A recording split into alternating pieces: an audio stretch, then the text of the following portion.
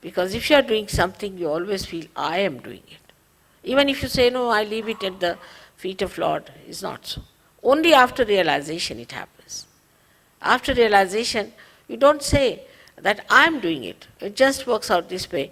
Oh, it's working, it's going. They talk in third person, as if something else is doing it. We are just as mediums or some sort of a instrument in between. And it's working, it's not doing, it's not happening. So, after realization, the karma becomes akarma, means non-action. That you don't think you are doing anything, it just works. And that's why this Kriya Yoga is against Sahaja Yoga. Sahaja Yoga is a Kriya, where there is no action. Just you think it's happening, it's there. You see it, you are a witness of the whole thing.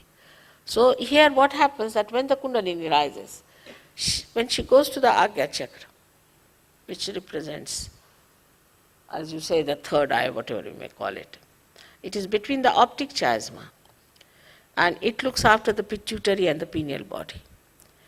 And as a result, we have developed two institutions called ego and superego. The ego is the one which tells us, I have done it, I am doing this. Both these institutions are sucked in by the enlightenment of this center. And that's how the thing opens out. And all your karmas are sucked in. So there's no problem of karmas.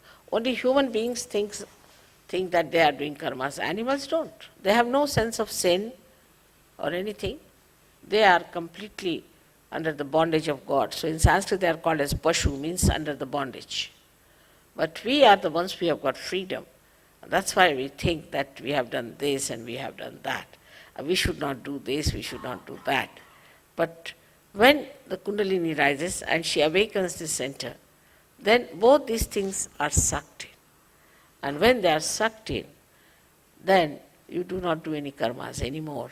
You just are in a karma. You do everything. I mean, I travel, such a lot, and I have a family, and everything is there. But it's just happening. I'm just seeing it. I'm not doing anything as such. So when you are also awakened, there's no obligation. It's just happening. It is so. Is here where we should understand this center is bestowed upon by the great life of Christ. Christ is there. And they said that he died for our sins, died for our karmas, is a fact. Because when he is awakened, these two institutions are pulled inside. And you get your Kundalini out there. It opens out. And this bone, which has been calcified, opens out. And the Kundalini pierces through. And this is what it is that he died for our sins. But still the theory is extended that we must suffer. Why should we suffer? He has suffered for us already. And is already written by Thomas, who was traveling to India via Egypt, where he wrote the treatise, and he said that why should we suffer? Christ has already suffered for us. And he's talked everything about Sahaja Yoga. He said it is an experience of self-realization and everything. And that book now is out in England. After 48 years, they could decode the whole thing, which was found about 48 years back in Egypt. And is out now, and is Beautiful Gnostics is the name of the book. But is not so much appreciated by some of the people because it challenges the theories of sufferings and confessions and all this nonsense.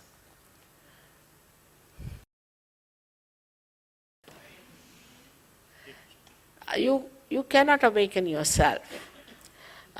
You see, you have to have one enlightened candle to enlighten another candle. This candle, which is not enlightened, cannot enlighten itself. But there's no obligation.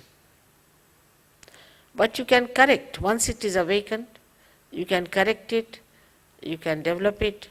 First, only few hair-like strands of this energy come up and open the fontanelle bone area. And then this flow of Ru starts flowing on you, and it relaxes more of the centers, so more of these strands start coming up. So you can develop it at your will by understanding it, but you cannot enlighten yourself by yourself. All other meditations are artificial. You are in meditation when you are in search. Unless and until Kundalini is awakened and you are one with the divine power, still thinking all the time, how can you stop thinking? There is one thought that rises and another thought that falls off. Again another thought comes up and it falls off. It goes on like this, and we are dancing on the cusp of these thoughts. In between the thought there is a little space called as Vilamba, is the present. Either we are in the past or in the future.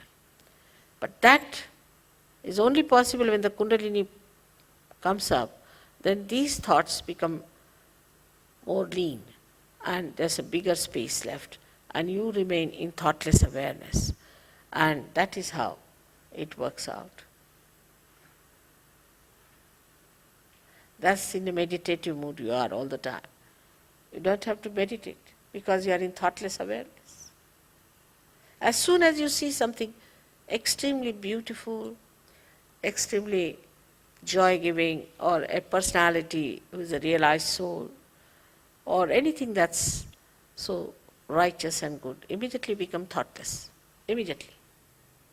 It happens. You don't have to do it. You don't have to be in meditation, you just become.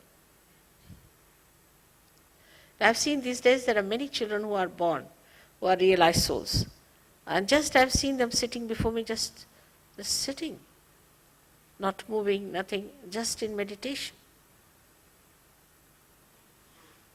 Your pupils dilate and you start feeling the cool breeze in your hand. Even if you meet someone, it happens, if he is a realized soul. It has transformed so many people instantly, so many. Majority people get transformed immediately. Some people do take time, I must say. But transformation, the degree of transformation may vary from time to time. For example, in a place like London, where there are all hard nuts, I must tell you. Very nice people, you see, very scholarly, and coming from Cambridge and from Oxford and this and that. Very skeptical. Doesn't matter. These people had taken to drugs. Imagine, very well educated. Some professors, some doctors had taken to drugs and were alcoholics. Absolutely, they were lost people, I would say. And when they got their realization, overnight, they gave up. Drinking, alcoholism. I was amazed at their own depths, the way they touched their own depth, just gave up. Yes, people start judging others because they don't know themselves.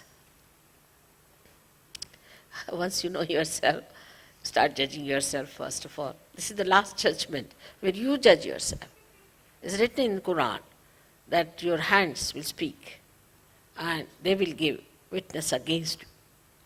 And you get frightened about yourself, oh God, I've got this. And like the other day somebody came, Mother, please solve my problem. I said, what has happened? My Agnya is horrible. It means I am very egoistical. So the attention goes to yourself and you start correcting yourself and you look at the good points of others.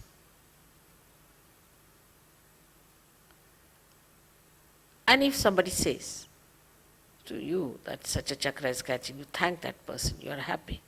Because his interest is benevolence. He is not trying to judge you, but his benevolence, if he finds it. But normally you find yourself about yourself, there's no need to talk about it. Just find out yourself. Some people say it's very difficult to forgive.